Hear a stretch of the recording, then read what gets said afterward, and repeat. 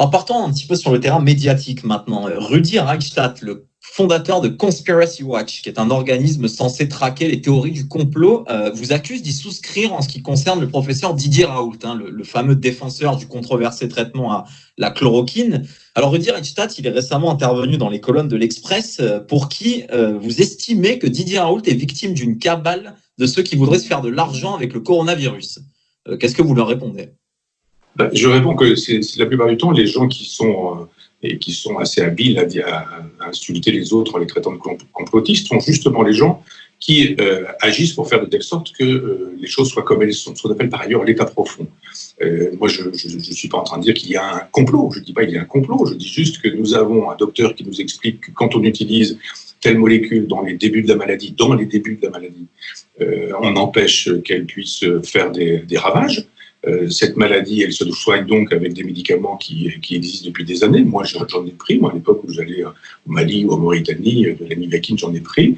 Et on nous dit, ce traitement-là, on ne veut pas l'essayer. Et on attend un vaccin qui arrivera dans 2 ans.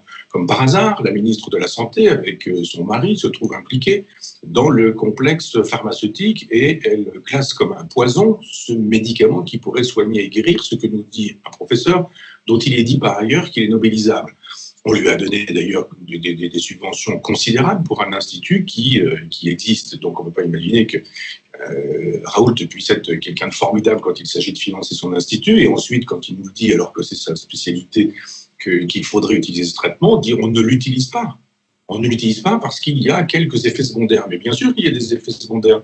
Et il y a des effets secondaires si vous prenez du paracétamol tous les jours en quantité industrielle. Il y a toujours des effets indésirables.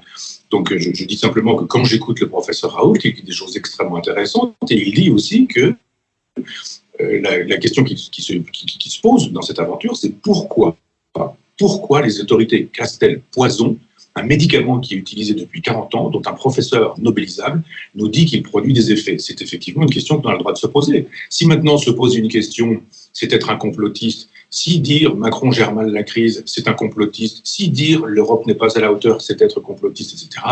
Bon, évidemment, c'est une insulte qui empêche de penser, comme on empêche de penser quelqu'un, ou ce que dit quelqu'un quand on le traite de nazi, de fasciste, de stalinien, etc.